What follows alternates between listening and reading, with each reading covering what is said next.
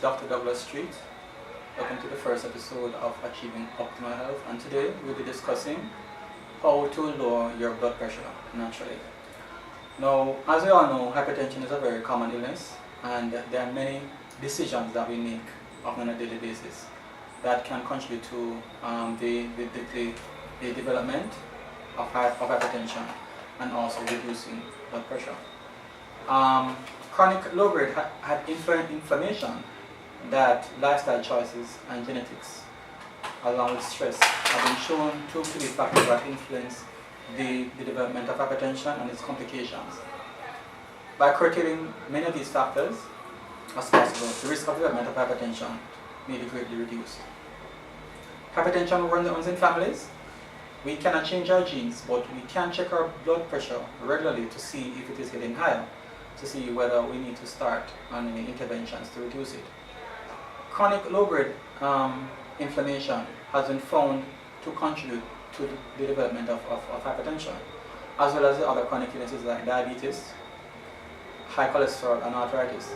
And in fact, these conditions often run concurrently. Some of this inflammation comes from allergies, and some come from imbalanced microbiome. The microbiome is actually the mixture of bacteria in your intestines. And optimizing these two factors can significantly help in reducing the blood pressure. Diet, as you know, plays a very big role in reducing blood pressure. Some useful measures include reducing the salt intake to 1 teaspoon per day, reducing the amount of foods from animals, and preferably eliminating them, increasing the amount of unprocessed plant-based foods in your diet, and having about 9 servings of fruits and vegetables daily, and limiting the use of tobacco, alcohol, and coffee.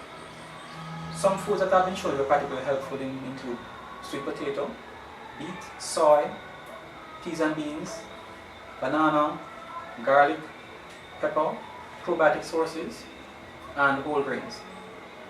Vegetable juices have been found to be quite helpful, and a blend of 80% vegetables to 20% fruits have been found to be very helpful.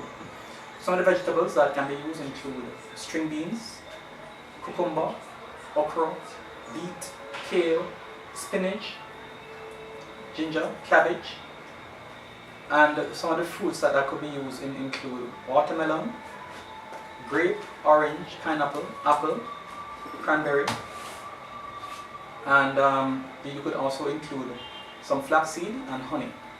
Coconut water could be used instead of regular water, and you should have about 1 to 2 glasses per day.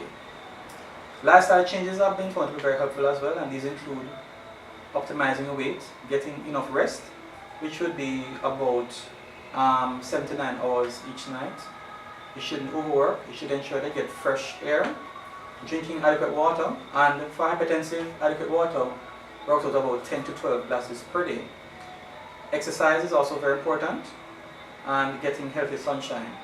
In terms of the weight, you should try to get your BMI down to at least under 30, but under 25 is optimal.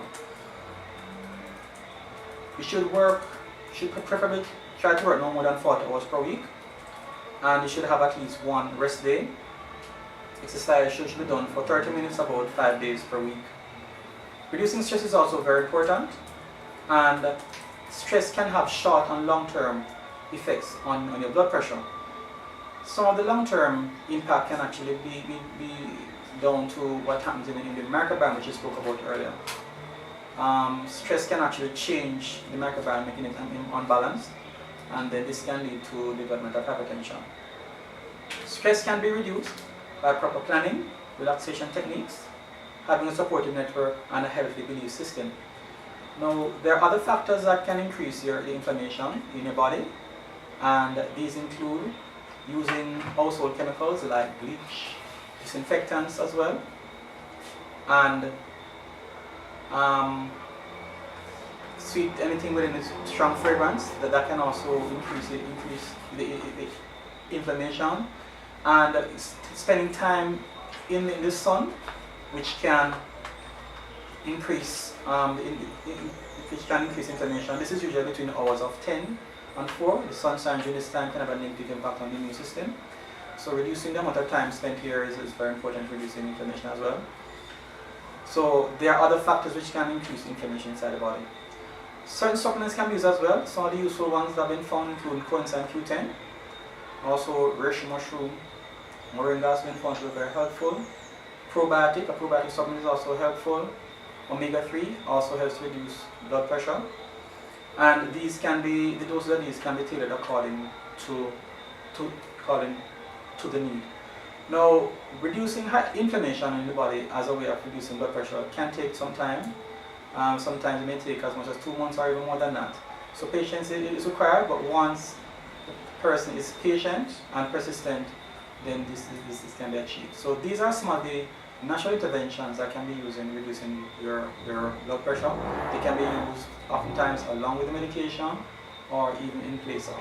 So persons do have a choice as to whether they want to use regular medications or natural intervention to control the blood pressure. Thanks very much for listening. See you again next time.